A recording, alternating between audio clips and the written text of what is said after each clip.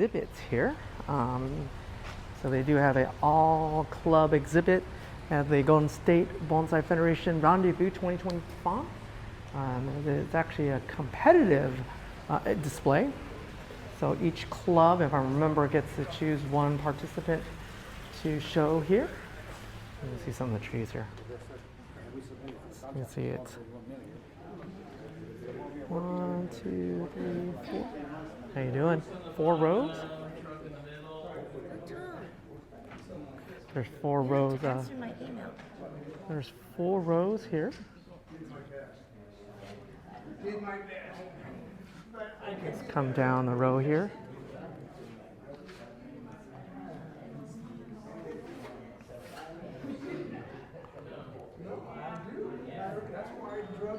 All right, here so we have a lesbian cedar. Nice composition.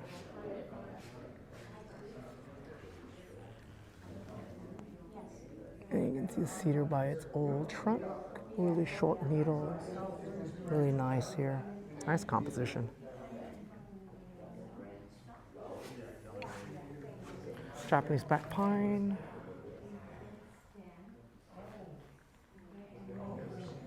Not a bad composition. Some needles. A little long in some spots, a little yellow.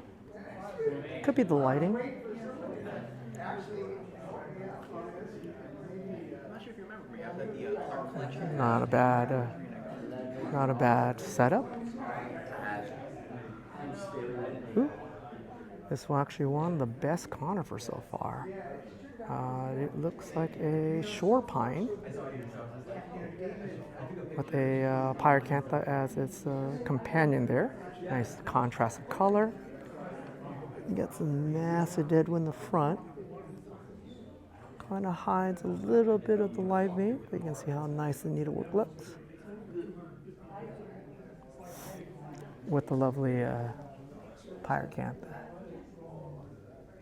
This guy, lovely Rick Trum, won the best conifer in the exhibit. One more time. Overall composition. Awesome. All right, we have here is a green atlas cedar with a root over rock and with a rock under right underneath. Look at that. Cascade, semi-cascade. I think what's really impressive is the color, the fall color. It's coming by right now, especially being a fall show. Awesome. Let me go down the rockway here.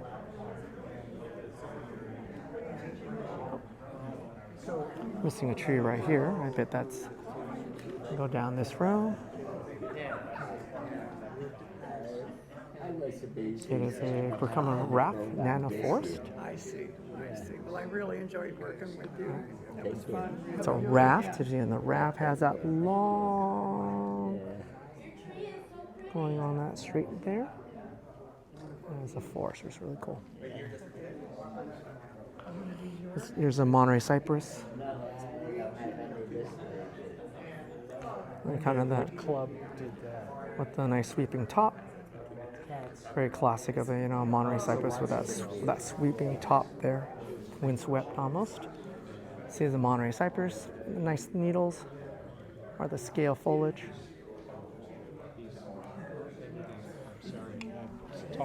And then here's a white pine. You don't see these very often in California, mostly in Northern California with that. It's grafted on a large pole pine, which is kind of interesting. Large pole pines are common in California, and it's grafted with the white pine. So you get the rootage of stability of lodge pole, but having the white pine top, which is really awesome. They're different. You don't see that in California very often, at least in Southern Cal. Here's a lace bark pine, which I've never seen before. It's actually a really large tree. I can't even get in the frame here. What's kind of interesting is the molted bark. Check out this molted bark. It's dark greens, whites, beiges, light green in it. Really interesting, really different. Never seen something like that before. That's really cool. Really big tree. Kind of getting in the frame. So we go in there, and I started to, scrape around and take the tree out. I And think said, we no, know. no, no, no. No. I'm like, what? We know who this is from. This is Silverberry. Partial. So the whole We've seen this tree before. Nice composition. Lovely accent plant there. Silverberry is from, of course, Ryan Pitts. So he did win the best broadleaf evergreen. Congratulations. And look at some isn't a now lotus pot. It's kind of cool. It's a hollow with some nice wiring still on it. It's kind of awesome tree. Again, this is the winner for the broadleaf evergreen category. Congratulations. Here is a, looks like a, I'll come back to that one. Looks like they're kind of busy there. Excuse the widescreen there. Well, there's 3 times a year, unless you just recently. It's Build Ward. Excuse me. I'll come down this way. It's a little less crowded here. Okay, here's a California pepper tree. Does have some flowers on it, so native Californian. You can see the pepper flowering. It usually has these green to red buds that come out to it. Oh, there it is. That's what it looks like. And it gives you an indication that's what the flower seeds, and they are spicy like peppers. I used to have one in the backyard. These things are massive. Nice tree, weeping style. Here is a bush cherry. Nice little bush cherry. I wonder the native. You guys know the native name of it? I wonder if this one actually has fruit on it. It's the kind of the red fruit with the seed in it. So if you guys know that, please leave that in the comment. Here's Build War with his giant feminine forest. Zoom out a little bit, excuse me. There it is. Very cool. We've seen this forest before. No, really nice, really large. Give you an idea of scale. Here's my hand. And it shrinks down to little midget hands there, if you want to call that. Yeah, really nice. He's lime sulfur with the deadwood, and of course took off the flaky bark of the tree. Nice companion plant too. So because again, it's another large tree. I don't know if I can fit in the scale. There we go. They turn around. There's an olive raft, another large composition here. A lot of deadwood. Almost looks like a raft almost. But it is a raft. You consider this as a raft. Again, it has a nice big burl right down the center, some old flaky bark. It looks like it was look, it actually has fruit on it. So it is a collected. Oh, he's cheated. They're actually, it's wired on if you didn't notice, but great accent to go with that one. Great accent. Okay. Right next door is Hinoki cypress with another it looks like a pyracantha companion. Hinokis really have these directional foliage, or scales, you want to call it.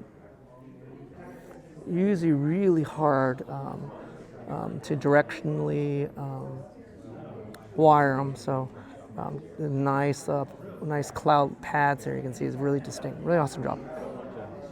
Right. Yeah. Here we have a Itagawa Juniper.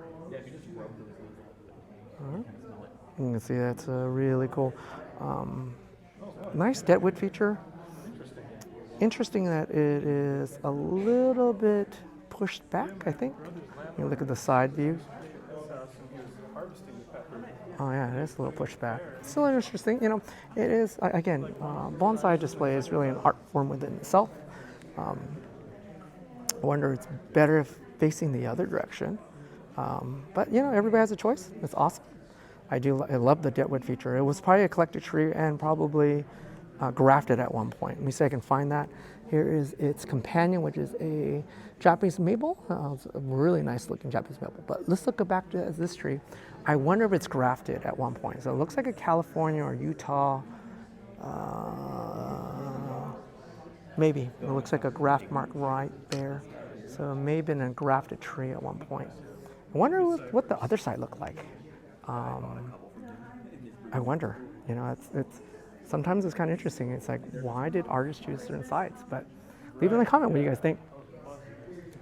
All right, so let me. This is a California Juniper. That's another Ryan Pitts, of course. Lovely tree. We've seen this in more than one. And what it looks like it. All right, so you can see it's a native foliage, California Juniper. It's a male, you can see by the cones here, most like swan pollen.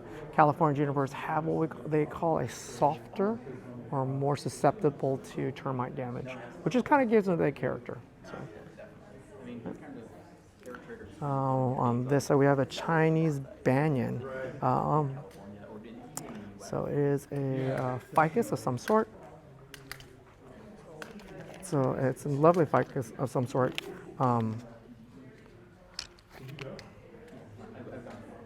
Looking at, so it is, I wonder which fruits. It didn't say what kind of ficus it is. It'd be interesting. Would it be?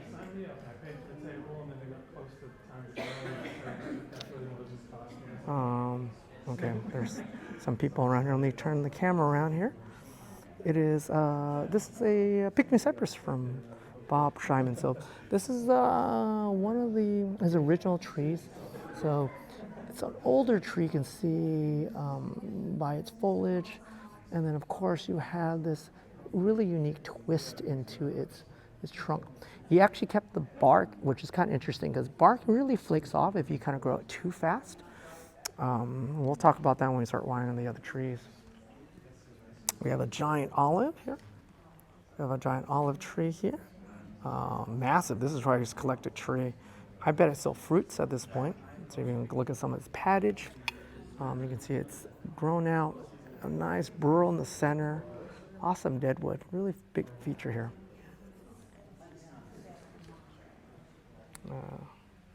Here's a cedar elm. This is a cedar elm from Bob Pressler.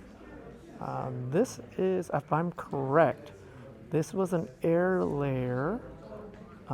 There was an air layer at one point, if I remember the story. There's a whole story behind it. So this is, I think, the bottom half of the air layer of this cedar elm. You can see it has just fall color just peeking in. And he did win the best deciduous in the show. Congratulations, Bob Pressler. And once again, this is cedar elm. Okay.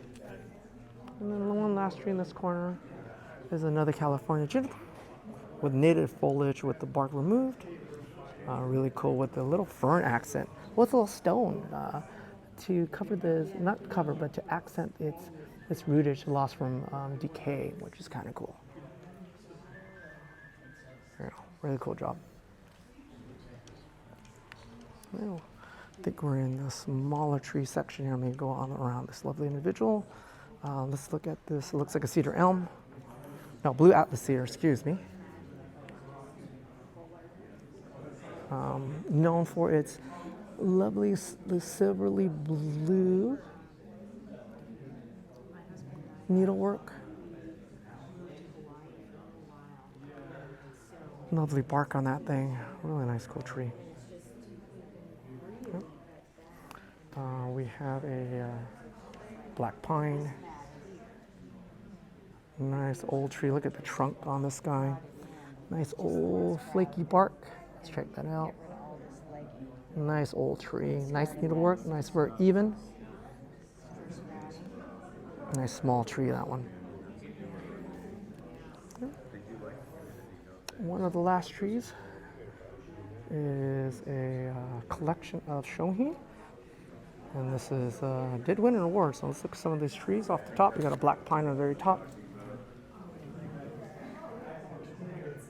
Secondary tree, it looks like a Zakova, a Burt Divii. I'm just looking this by memory here.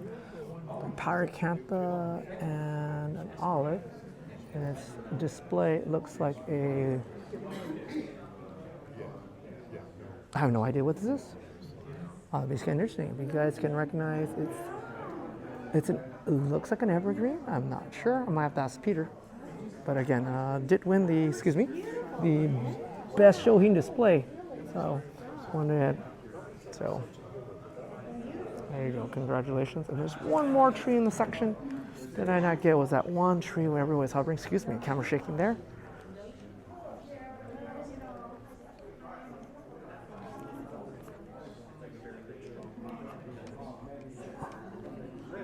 Right here. So this is a green atlas cedar, not a blue atlas, but green atlas. I wonder if that's the coloration difference.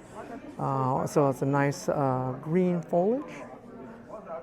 A nice green foliage there, which is kind of interesting. So it is green. So, hey, you guys know the difference between a green atlas cedar versus a blue atlas cedar? Leave it in the comments. I'm gonna make my last bit of review here. All right. So. Oh, sorry. All right. After seeing all these trees here, what do you guys think? Which one's your favorite? Leave in the comment below and I'll kind of respond to it.